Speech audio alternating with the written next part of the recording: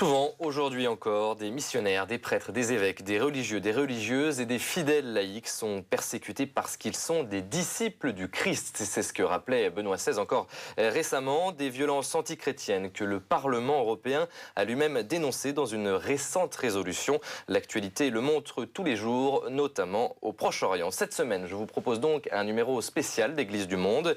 Nous allons faire un tour du globe de ces persécutions antichrétiennes, persécutions décrites et analysées dans un ouvrage signé par l'écrivain et journaliste Thomas Grimaud, Le Livre Noir des nouvelles persécutions antichrétiennes. C'est aux éditions Favre. Thomas Grimaud qui est avec moi sur ce plateau. Bonjour. Bonjour monsieur. On va commencer par la fin de votre ouvrage. En conclusion, vous dites que la question d'un génocide des chrétiens se pose.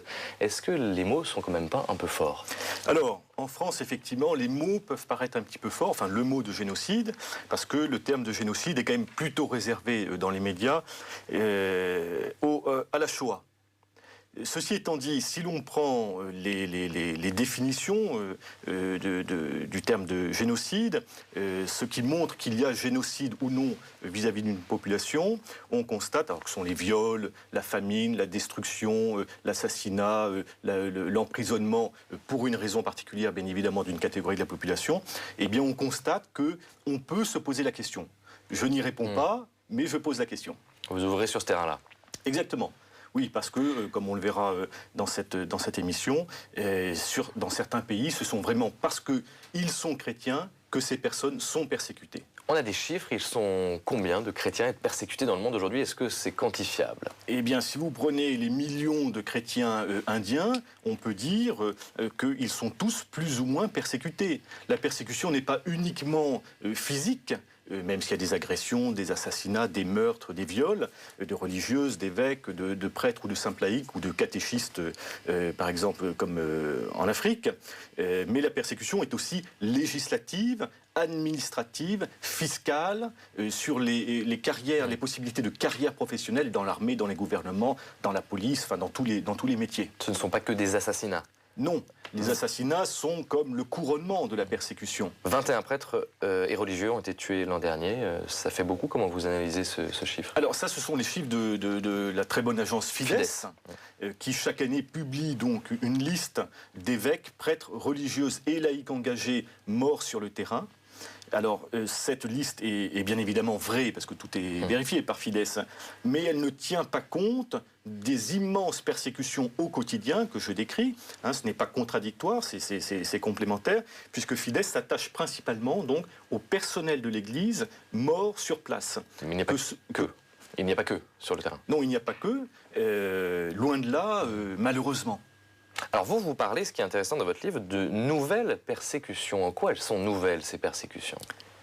Alors, selon moi, les persécutions ont toujours existé dans l'histoire du christianisme. Il y a eu les saints innocents, on vient de fêter Noël, Saint-Étienne, premier martyr, et ainsi de suite. Néron a voulu tuer un certain nombre de personnes. Bon. Plus récemment, le père de Linaire a été égorgé, par exemple, en Belgique. Il y a eu les militants d'Act Up qui sont rentrés dans la cathédrale de Paris, qui ont commis un acte profanatoire. Ça fait partie des persécutions aussi? C'était quand même dirigé d'abord contre des chrétiens. Bon. Mais tous ces actes-là restent des actes isolés. Même s'ils peuvent être nombreux, ce sont des actes isolés. C'est-à-dire que soit ce sont des gens qui veulent se faire un coup de pub, comme les militants d'Act Up, soit ce sont des déséquilibrés, comme dans le cas du père de Linaire, soit Néron est un dictateur un petit peu fou qui a peur pour son pouvoir terrestre. Et donc qui décide non pas d'exterminer les chrétiens, parce que chrétiens, mais qui décide d'exterminer les chrétiens parce que ce sont des personnes qui, à ses yeux, peuvent renverser son pouvoir. Donc c'est complètement subjectif? Voilà, c'est complètement subjectif. Maintenant, on constate que dans différents endroits du monde, la persécution est voulue. Donc devient institutionnelle. Elle devient institutionnelle, elle est promue par des partis politiques qui sont au pouvoir, comme dans certains États de l'Inde avec le BJP, par exemple, ou qui sont des lobbies puissants comme le BJP dans d'autres États, comme le Hamas en Israël ou en Palestine, comme les frères musulmans en Égypte, et ainsi de suite, et ainsi de suite. Voyez-vous ? Mais il n'y a pas pour autant une internationale des persécutions contre les chrétiens. Non, selon moi, non. Bon, peut-être que certains vont dire que oui, mais selon moi, non, parce que l'islamiste, Ben Laden ou autre, persécute le croisé pour ses raisons propres, tandis que le Sri Lankais extrémiste bouddhiste persécute pour d'autres raisons. Alors je ne pense pas que ces gens-là aient des connexions entre eux. Alors si quelqu'un prouve qu'il y a des connexions, ça m'intéresse pour un prochain livre. Qu'il vous appelle. Voilà. Alors persécutions qui, selon vous, ont 3 sources. Le communisme, l'islamisme, on va y revenir tout à l'heure. Et puis ça m'a surpris, vous en avez déjà parlé, les fondamentalismes bouddhistes et hindouistes, comme en Inde. On est loin de cette image d'Épinal de l'Inde de Gandhi, puisqu'en Occident, l'hindouisme ou le bouddhisme sont plutôt bien vus. Plutôt amélioratif. Oui, ils sont bien vus. Et je cite des évêques sur place qui notent cette différence entre les missionnaires bouddhistes pour le Sri Lanka, qui partent en Europe ou en Occident prêcher la tolérance, et qui, une fois revenus dans leur pays, prêchent l'intolérance vis-à-vis des chrétiens. Donc je m'appuie aussi sur un certain nombre de citations, soit d'évêques, soit de journalistes, soit de grands reporters, soit d'institutions internationales. Il y a selon moi effectivement 3 grandes sources de persécution nouvelles, c'est-à-dire étatiques, réfléchies, voulues, programmées. Vous avez raison, hindouisme et bouddhisme extrémiste en Inde et au Sri Lanka. Je précise bien sûr que tous les hindouistes, tous les hindous, ne sont tous pas, les évidemment. bouddhistes ne sont pas des tueurs de chrétiens. De la même manière, tous les musulmans, et j'ai vécu pas mal dans les pays musulmans, ne sont pas là à égorger tous les chrétiens qu'ils croisent. Heureusement, sinon je ne serais pas là devant vous aujourd'hui, ce qui m'ennuierait beaucoup. Bon. Idem pour les musulmans, les islamistes. On est obligé de séparer, de distinguer. Hein. Pour l'islam, il faut se poser la question de savoir si l'islamisme est une fille naturelle ou non de l'islam. Mais ça, c'est un autre débat. Revenons sur l'Inde. Alors, où en Inde? Parce que pas de partout non plus. Les persécutions chrétiennes ne sont pas le quotidien de tous les Indiens. Alors, en Inde, il faut toujours distinguer les persécutions habituelles, c'est-à-dire qu'il y a un déséquilibré qui va vouloir écraser en voiture une religieuse parce que religieuse, identifiée comme religieuse, et puis tout ce qui est institutionnel. Donc dans certains États, comme l'Orissa, par exemple, qui est malheureusement à la pointe de l'actualité avec les dizaines d'églises brûlées ces derniers jours, avec des dizaines de chrétiens bastonnés ces derniers jours, avec quelques morts de chrétiens aussi ces derniers jours. Dans l'Orissa, par exemple, avec d'autres États à côté, Jakarta par exemple, bon, Jardiland, il y a un parti politique, ou plusieurs, mais on va prendre le BJP, qui est le principal, qui soit est au gouvernement local, soit est dans l'opposition locale. Mais qu'il soit dans l'opposition locale ou au gouvernement local, il entend faire pression ou faire voter des lois, notamment les lois anti-conversion. C'est-à-dire que si vous prenez l'exemple de l'Orissa, on constate que rapportent des pasteurs qui vivent sur place, des prêtres qui vivent sur place, des évêques ou des personnes de passage, que maintenant, comme au temps du racisme aux États-Unis, il y a des pancartes, si vous voulez, sur certains hôtels, restaurants, salons de coiffure, interdits aux chiens et aux chrétiens. Oui, ça rappelle en Europe des choses voilà. d'il y a 50 ans. Hein. Ou aux États-Unis, interdits aux chiens et aux noirs, ou aux nègres. C'était la même chose. C'est nouveau ou pas ? Ça vient depuis quelques années. Avant, ça n'existait pas. Parce que les gens vivaient dans le calme et l'harmonie. Et puis, les groupes de pression politique étaient encore trop petits. Maintenant, quand ils représentent 20, 40, 50%, 60%, eh bien, ils se sentent suffisamment forts pour faire avancer un certain nombre de lois. Alors, pour illustrer vos propos, je vous propose de partir très rapidement au Sri Lanka, en proie à une guerre civile entre bouddhistes et hindouistes depuis des années. Les chrétiens sont victimes de son conflit, même si ça va peut-être mieux. On regarde. Seuls 7% des Sri Lankais sont chrétiens. La situation de ce groupe minoritaire s'est améliorée ces derniers mois. Depuis que le président actuel assume la fonction de ministre des Affaires religieuses, tout s'est calmé et la situation a changé. Je pense que désormais, nous essayons de reconstruire progressivement notre petite communauté, nos petites églises. Aujourd'hui, je sens que nous, chrétiens, vivons une situation tranquille. La situation pourrait changer si une loi anti-conversion était approuvée par le gouvernement. Une loi qui punirait en effet les bouddhistes convertissants par 7 ans de prison. Voilà, ça illustre bien cette intolérance religieuse et qui est d'abord contre les chrétiens. Voilà, c'est-à-dire que l'autre jour, au Sri Lanka, un sanctuaire chrétien très important a été bombardé. Alors on ne sait jamais si c'est par l'armée ou par les rebelles. Parce que les chrétiens ne sont pas dans le conflit directement. Alors, les chrétiens ne sont pas dans le conflit, mais comme les chrétiens n'ont pas une vision ethnique de la vie, il y a des chrétiens des deux côtés, chez les Tamouls et chez les Singalais. Et donc, des deux côtés, les extrémistes disent, voyez, on ne peut pas faire confiance aux chrétiens, et ce sont des traîtres. Alors, vendus à l'étranger pour certains, vendus au camp ennemi, et ainsi de suite, et ainsi de suite. Mais donc, l'autre jour, il y a eu un sanctuaire marial très important au Sri Lanka qui a été bombardé. Est-ce que c'était uniquement parce qu'il était chrétien, ou est-ce que c'est un incident de tir? On ne sait pas. Donc, on ne sait pas si c'est une nouvelle persécution institutionnelle. En revanche, ce que dit le prêtre à propos des lois anti-conversion, on retrouve les similaires en Inde, avec le BJP dont je parlais. Mais on retrouve aussi dans d'autres pays. Eh bien, cette loi anti-conversion, elle est directement anti-chrétienne et elle est institutionnelle. C'est l'État qui va signer la loi. Donc là, on est vraiment dans le cadre des nouvelles persécutions que j'étudie tout particulièrement. Cette loi, concrètement, consiste à dire, et sur le papier, j'y souscris, c'est très beau, il est interdit d'enregistrer une conversion, pas une confession, une conversion forcée. C'est très bien, tout le monde souscrit à ça. Mais concrètement, ça ne s'applique que dans le cas où, alors là, un bouddhiste, en l'occurrence au Sri Lanka, ou un hindou en Inde, se convertirait à quoi? À l'islam? Non. À la religion sikh, on ne peut pas se convertir, mais peu importe. Non, uniquement au christianisme. Et tous les évêques en parlent simplement, je les cite, ils disent que tout le monde est d'accord pour reconnaître que c'est contre le christianisme. Alors, autre source, selon vous, des persécutions antichrétiennes, de ces nouvelles persécutions, le communisme, lui qui n'est pas nouveau, il en reste quelques vestiges en Chine ou en Corée du Nord, mais aussi à Cuba. Il y a tout juste 10 ans, Jean-Paul II se rendait justement à la Havane. Voyage historique qui a redonné de l'espoir aux catholiques du pays après 50 ans de persécution. Aujourd'hui, le régime vit peut-être ses dernières heures, avec à sa tête un Fidel Castro vieillissant. Reportage. À Cuba, l'état de santé de Fidel Castro fait tous les jours la une des journaux. Mais c'est l'avenir de l'église cubaine qui est dans toutes les têtes des catholiques. Car la fin de l'ère Castro pourrait marquer une renaissance pour l'église locale. Déjà, les Cubains se tournent vers l'église catholique, car ils sentent qu'elle portera un message crucial à la mort de Castro, moment où la population cherchera une nouvelle direction pour Cuba. À Cuba, les relations entre l'État et l'Église sont très tendues depuis la prise de pouvoir de Castro en 1959.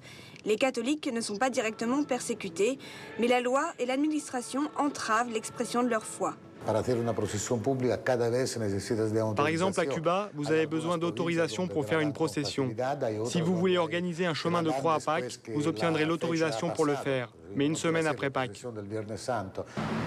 Malgré tout, il y a 6,3 millions de baptisés dans le pays. Selon le clergé local, c'est un héritage du pontificat de Jean-Paul II, particulièrement apprécié par la population.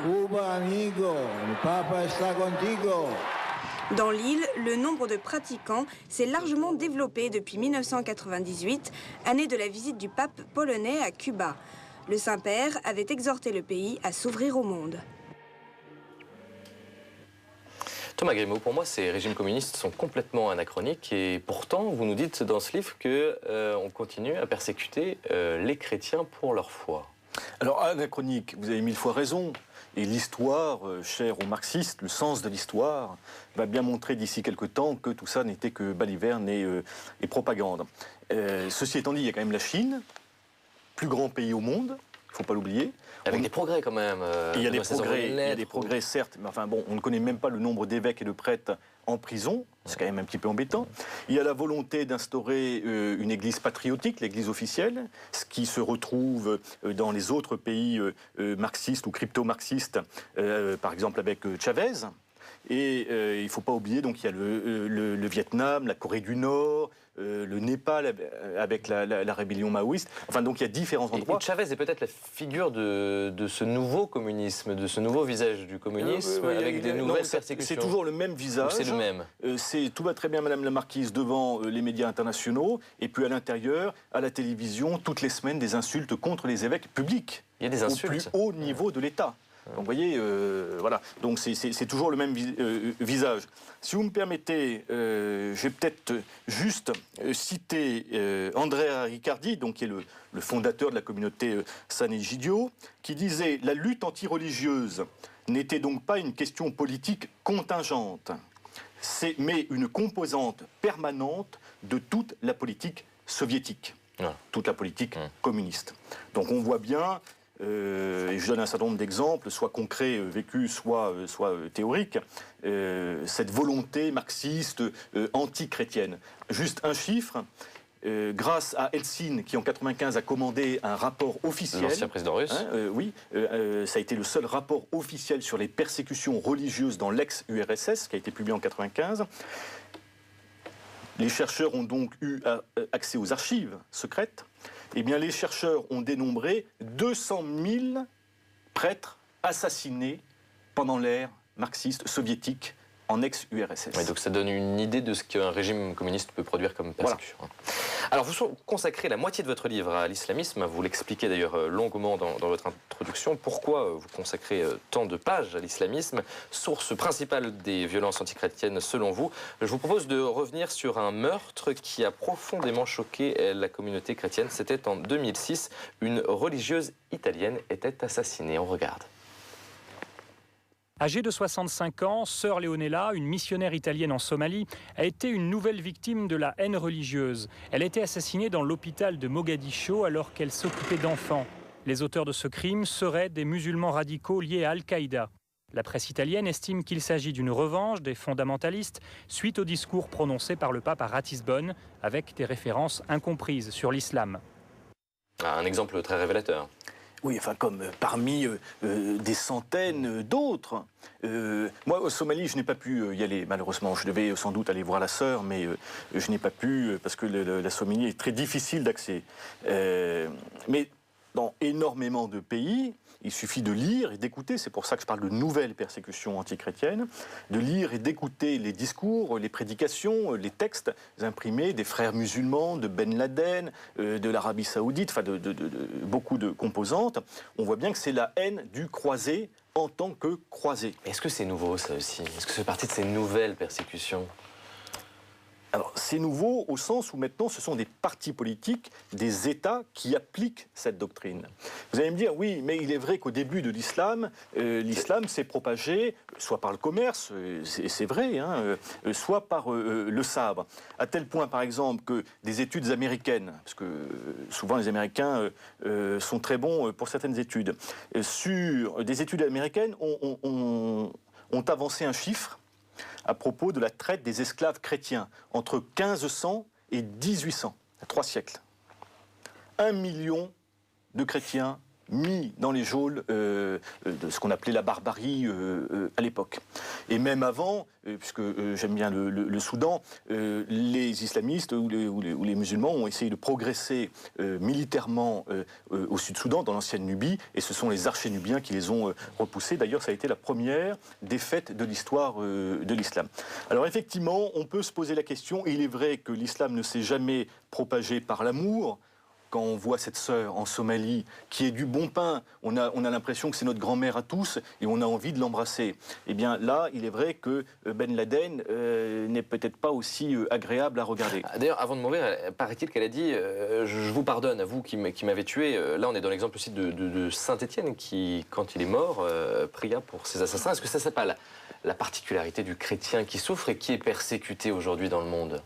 Oui, non, je crois pas. Je crois que c'est la particularité des personnes qui vivent de Dieu amour. La maman de Don Santoro, assassinée au nom d'Allah, a pardonné aux assassins. Une maman qui a son fils assassiné, c'est quand même fort. Eh bien, elle l'a fait, non pas parce qu'elle-même était persécutée, mais parce qu'elle vit une relation avec Dieu, Dieu connaissable et Dieu amour. ce qui n'est pas le cas de l'islam où Dieu est inconnaissable. On ne peut même pas en parler. Attention, ceci dit, pas d'amalgame. L'islam n'est pas égal à l'islamisme et tous les musulmans ne sont pas des tortionnaires et des gens qui veulent torturer les chrétiens. Heureusement, sinon ça se saurait. Heureusement, sinon ça se saurait. Cependant... L'islam n'est pas une religion d'amour? Si. Qu'est-ce que vous en pensez? Moi, je considère que dire à une femme, parce que c'est une femme, tu n'as dans un tribunal coranique qu'une demi-voix par rapport à un homme qui a une voix, je trouve que c'est un peu embêtant. Bon, je trouve que châtier attire l'arigot, je trouve ça un petit peu embêtant. Bon, c'est dans des pays particuliers quand même, en Arabie Saoudite, en Iran, des pays où... Oui, enfin, en Algérie, qui est pourtant marxiste, ils ont quand même fait passer une loi anti-conversion contre les chrétiens. Bon, au Pakistan, qui n'est pas officiellement un pays islamiste, on voit les agressions permanentes. Aux Maldives, savez-vous qu'aux Maldives, dans la Constitution, bon, ce ne sont pas des actes de déséquilibrés, dans la Constitution, il est marqué que le président et les ministres doivent être musulmans. Si ça, c'est pas de la discrimination, voilà. Ceci étant dit, effectivement, l'islam, il n'est pas monolithique. On connaît bien entre les sunnites et les chiites, mais à l'intérieur des chiites, il y a différentes, ce qu'on appelle des sectes, mais le terme n'est pas péjoratif. Les duodécimains, par exemple, vont être plus agréables ou moins agréables, vont avoir telle lecture ou telle autre lecture. Bon, il y a toutes les confréries africaines qui sont... matinée de coutumes ancestrales, un petit peu animistes. Il y a le soufisme, enfin il y a une multitude, un petit peu toute proportion gardée, oui, enfin comme différentes théories qui sont divisées et opposées les unes entre les autres. Mais tous les musulmans, bien évidemment, ne sont pas islamistes. Quand je rencontre des évêques africains, donc des personnes un petit peu âgées, tous ces évêques me disent la même chose, d'Afrique noire. Quand j'étais enfant, dans mon village, tout le monde, animiste, musulman, chrétien, on vivait tous ensemble. On jouait au football, on jouait aux gendarmes et aux voleurs. Mais depuis une vingtaine d'années, on constate que l'Arabie Saoudite, qui est la matrice de l'islamisme, et non pas l'Iran, et qui est multimilliardaire grâce au pétrole, envoie des prédicateurs tout habillés de blanc, comme la Mahdia soudanaise du 19e siècle, pour prêcher. Une fois, j'étais confronté à l'un d'eux dans un pays africain, et il disait aux enfants qui sortaient de l'école chrétienne, « Tu sais ce qu'a fait le pape ?» Alors, le petit enfant qui était émerveillé, admiratif devant quelqu'un qui était allé étudier en Arabie Saoudite, à la Mecque. Bon. Eh bien, le pape, il est allé déféquer, je change le terme, déféquer dans une mosquée. Forcément, le petit enfant qui est fier de sa foi, forcément, il va avoir une haine et tout ça. Bon. Or, là, en l'occurrence, toutes ces personnes sont volontairement endoctrinées comme prédicateurs pour être envoyées. Et ils le sont par l'État. Alors, il y a également, à propos de l'État turc, lui, qui est laïque, qui est un petit peu occidentalisé, en tout cas la Turquie est plus ou moins occidentalisée dans certaines régions ou dans certaines villes. Est-ce que là, c'est pas un exemple de tolérance religieuse, même s'il y a quelques faits divers, là encore, qui ont émaillé... Il y a plus que des faits divers, savez-vous plus que ça. L'Église catholique n'a pas de statut officiel en Turquie. C'est surprenant, quand même. L'Église catholique, on ne parle pas d'une petite secte chrétienne, un peu de foutraque. On parle de l'Église catholique. Il y a des meurtres également. Qu'en 20 ans, 75% des biens du patriarcat œcuménique ont été spoliés.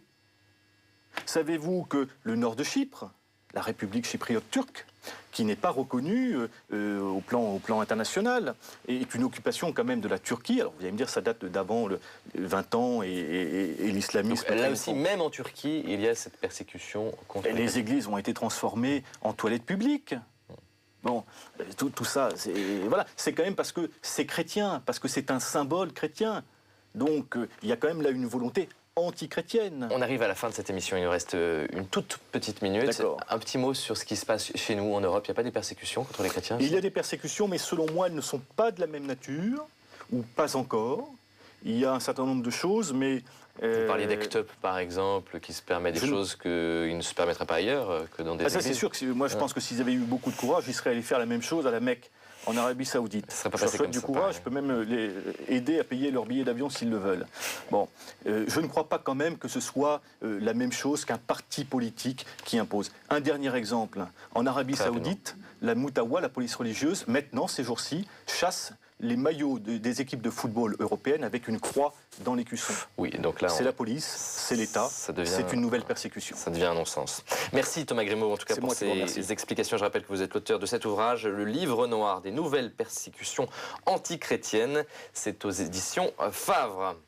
Voilà, merci de votre fidélité. On se retrouve la semaine prochaine pour un nouveau voyage à travers les églises du monde. Très bonne semaine à tous.